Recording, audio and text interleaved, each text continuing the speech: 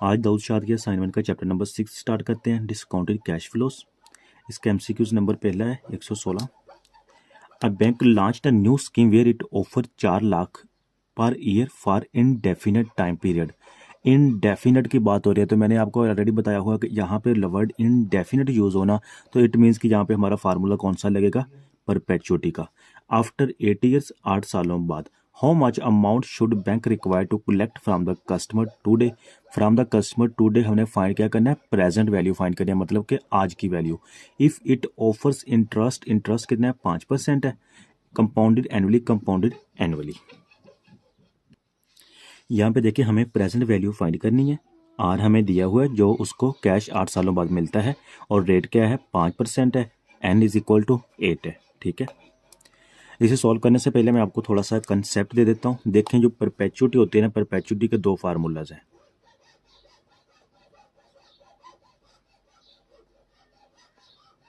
Perpetuity के दो में एक कंडीशन ये है कि टाइम गिवन है, और दूसरी कंडीशन में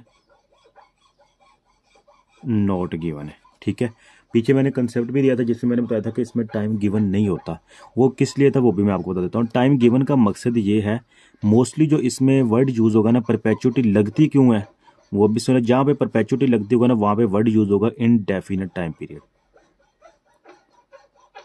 इनडेफिनेट टाइम पीरियड। और यहाँ पे देखें हमारे पास दो फार्मूलाज है। एक इसका डेफर्ड परपेचुटी है, डेफर्ड परपेचुटी का हमारे पास फार्मूला होता है present value is equal to P into 1/1 plus R N minus 1। और दूसरा जिसमें सिर्फ जस्ट यूज होता है कि indefinite time period, after 8 years, after 5 years, ऐसी वो कोई भी बात नहीं करता, मतलब कि एन नहीं होता। तो इसमें हमारा फार्मूला जो यूज होता है present value is equal to R/R। ठीक है, अब इसमें क्वेश्चन में देखें जो बात फोकस करने वाली है वो बता रहा है after 8 years, indefinite time period after 8 years, 8 सालों बाद। इसका क्या मतलब है, क्या बैंक लार्ज न्यूज की offer 4 lakh per year for indefinite time period after 8। उसने कहना है कि 8 सालों बाद, 8 साल बाद, 1 2 3 4 5 6 7 8, 8 सालों बाद ना उसको 4 लाख रुपए मिलना शुरू हो जाएगा। ठीक है, फॉर इनडेफिनेट टाइम पीरियड मतलब कि लामहदूद, फॉर एवर, हमेशा के लिए। यहाँ पे भी 4 लाख रुपए, फिर 4 लाख रुपए, यहाँ पे फिर 4 लाख रुपए, एंड सो ऑन। तो यहाँ पे आपको time period indefinite for ever हो जाए ना, मतलब कि हमेशा तक, तो वहाँ पे एक तो कंफर्म होगा कि हमने परपेचुटी का यूज़ करना है फार्मूला। ठीक है, और वो अब लगेगा फार्मूला डेफर्ड का। क्यों लगेगा, डेफर्ड का मतलब क्या होता है, डेफर्ड का मतलब होता है डिले। डेफर्ड डिले को कहते हैं, डिले, ड्यूरेशन। ड्यूरेशन मतलब वक्फा। वक्फा क्यों है, क्योंकि यहाँ पे देखें, यहाँ पे आफ्टर 8 साल मतलब कि 8 सालों बाद वो पेमेंट कर रहा है। ठीक है, तो यहाँ पे डिले कितना आ गया, 8 साल का। एक बात। दूसरी देखें डेफर्ड, इसमें मैं आपको एग्जांपल लेट बी सपोज जैसे पेंशन होती है। अब पेंशन में क्या होता है, एक टीचर है वो 35 साल अपनी सर्विस देता है। ठीक है, 35 साल बाद उसकी ना वो पेंशन लग जाती है, लेट बी सपोज 50,000 लगा लें।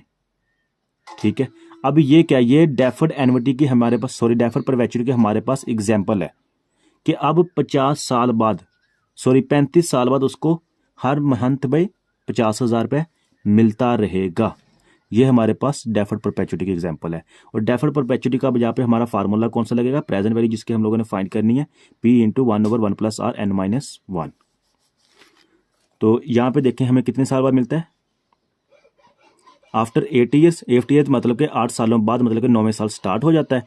4 लाख 4 लाख एंड कंटिन्यूस सॉन उसको मिलता रहता है। तो यहाँ पे मैं ये फार्मूला लिखूंगा डेफर्ड परपेचुटी का। डेफर्ड परपेचुटी का हमारे पास फार्मूला है present value is equal to P over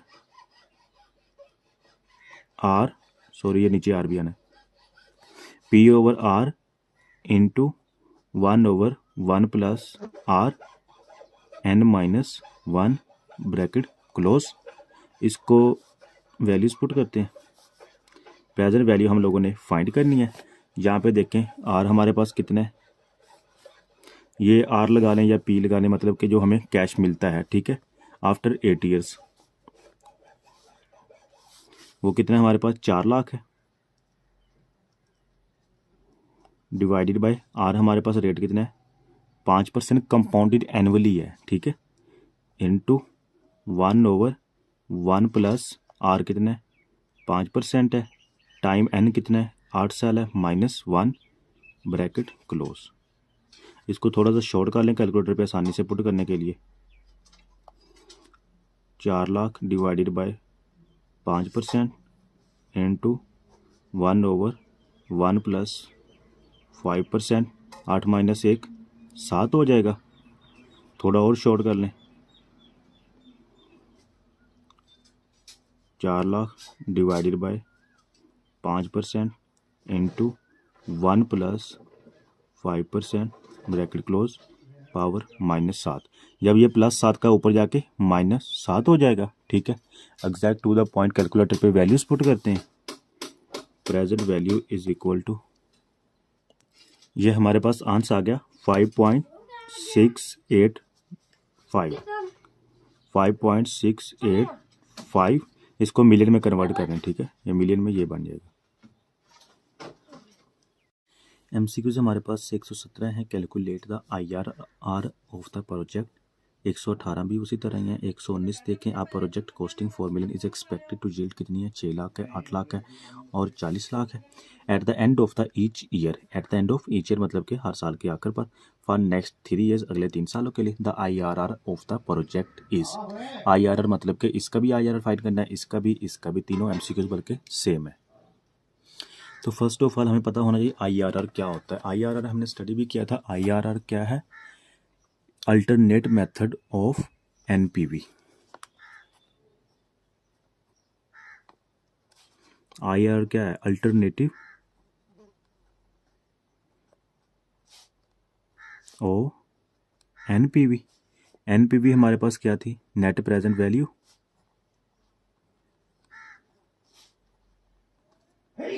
net present value, ठीक है। नेट प्रेजेंट वैल्यू का हमारे पास फार्मूला क्या होता है, present value of inflow minus present value of outflow, ठीक है। अच्छा, अगर हम IRR फाइंड करते हैं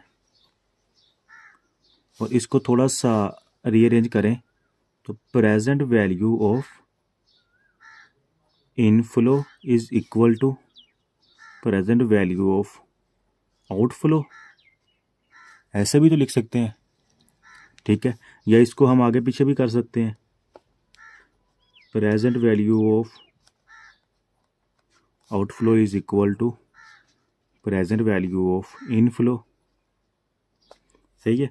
आउटफ्लो क्या, जो हमारी जेब से जाता है, ठीक है, मतलब कि हमारी जेब से जो जाएगा वो नेगेटिव होगा, और नेगेटिव को हम किस में लिखते हैं, ब्रैकेट्स में लिखते हैं। तो यहाँ पे देखें आउटफ्लो क्या है, आउटफ्लो 15 लाख है, और इनफ्लो क्या है, जो हमें आते हैं 1 लाख आ रहा है, 2 लाख आ रहा है, और यहाँ पे 14,50,000 आ रहा है, ठीक है।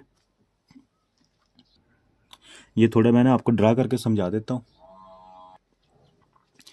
अब यहाँ पे देखें ये 0 है, इट मीन्स के एट द स्टार्ट है, अभी का वक्त बात कर रहा है, मतलब कि प्रेजेंट वैल्यू।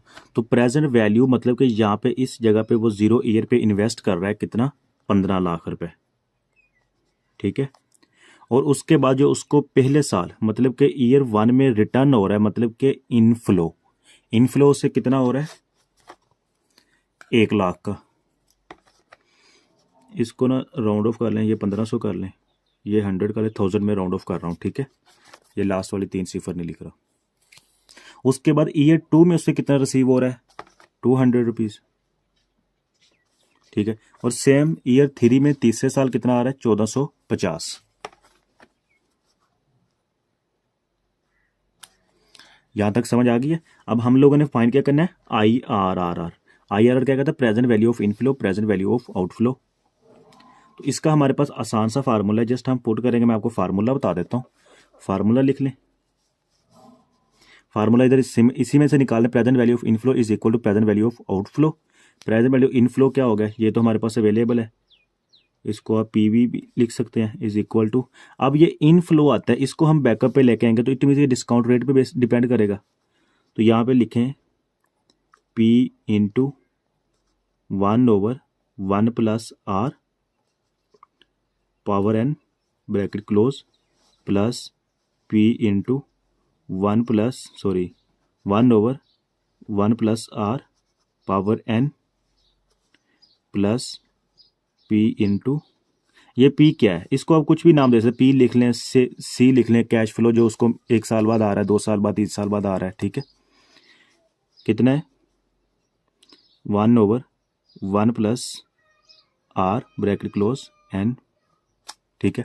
अब इसको हम थोड़ा सा स्मार्ट कर लेते हैं, ये n को ऊपर लेकर माइनस में कन्वर्ट हो जाएगा, P into 1 plus R minus n plus P into 1 plus R power minus n plus P into 1 plus R minus n। ये हमारे पास फार्मूला बन गया प्रेजेंट वैल्यू ऑफ आउटफ्लो, और ये present value of inflow, sorry present value of outflow, और ये हमारे पास क्या है, inflow.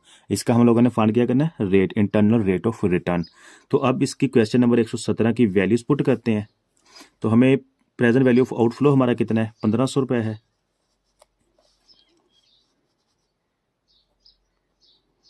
$1500 is equal to P पहले साल में कितना रिसीव होता है, 100 रुपीज़ इंटू 1 प्लस R हम लोगों ने फाइंड करना है, X bracket close minus N कितना होगा 1 1 साल बाद, -1 प्लस P कितना है, दूसरे साल उसको कितना रिसीव हो रहा है, 200 रुपये इंटू 1 प्लस R रेट कितना है फाइंड करना है, ब्रैकेट क्लोज माइनस, यहाँ पे N हमारा कितना आ जाएगा 2 प्लस इसी तरह same 1450 into 1 plus X bracket close -3। ये हमारे पास वैल्यूज़ आ गई हैं। इसको जस्ट हम सेम टू सेम कैलकुलेटर पे पुट करते हैं। तो यहाँ पे हमारे पास आंसर आ गया 0.05737। ये लिख लिया, इसको मल्टीप्लाई 100% करें तो 5.74% हमारे पास आंसर आ जाएगा। इसका कौन सा करेक्ट होगा, सी ऑप्शन करेक्ट होगा। इसी तरह क्वेश्चन नंबर 118 देखें, बिल्कुल सेम इसी तरह ही है, ठीक है। इसको लिख लें, इसके भी लास्ट वाली 3 सिफर्स हम राउंड ऑफ कर देते हैं, ठीक है। 5000 है, 1000 है, 5200 और 850 है। 118 इसमें आउटफ्लो कितना है, 5000 है, 5000 है। इनफ्लो इसमें कितना है, 1000 है, 5200, 850, 1000 है, 5200, 850, ठीक है। इसको सेम टू सेम कैलकुलेटर पे पुट करते हैं, बिल्कुल इसी तरह उसका आंसर निकाल लेते हैं। मेरे ख्याल से अब यहाँ पे इस तरह लिखने की ज़रूरत तो नहीं है, ठीक है। आपको कंसेप्ट देना था वो आपको समझ आ गया है, ठीक है। जस्ट मैं कैलकुलेटर पे पुट करके इसका आंसर दिखा देता हूँ। ये मैंने क्वेश्चन नंबर 118 की वैल्यूज़ पुट की हैं। मेरे पास आंसर का 0.1920, इसके सामने लिख देता हूँ। 0.1920 मल्टीप्लाई बाय 100% करें तो हमारे पास आ गया 19.2%, ठीक है। सेम इसी तरह नेक्स्ट क्वेश्चन देखें। नेक्स्ट हमारे पास project costing 4 million is expected to yield, 4 million invest कर रहा है, बिल्कुल सेम इसी तरह, ठीक है। लेकिन ये है कि ये थोड़ा इसने 12 टाइप बना दिया है, और 600 रिटर्न हो रहा है पहले साल, 800 दूसरे साल, 4000 तीसरे साल आ रहा है। At the end of each 3 year ये 3 साल कंप्लीट हो गए हैं। IRR इसका भी हम लोगों ने फाइंड करना है, तो इसको भी मैं यहाँ पे लिख लेता हूँ। 4 मिलियन है, यहाँ पे लिख लें, राउंड ऑफ करके लिख रहा हूँ, 4000 है, उसके बाद कितने 600 है, 800 है, और फिर 4000 है, 600 है, 800 है, फिर 4000 है, और IRR हम लोगों ने फाइंड करना है। एन हमारा कितना है, 3 है। सेम कैलकुलेटर पे पुट करते हैं।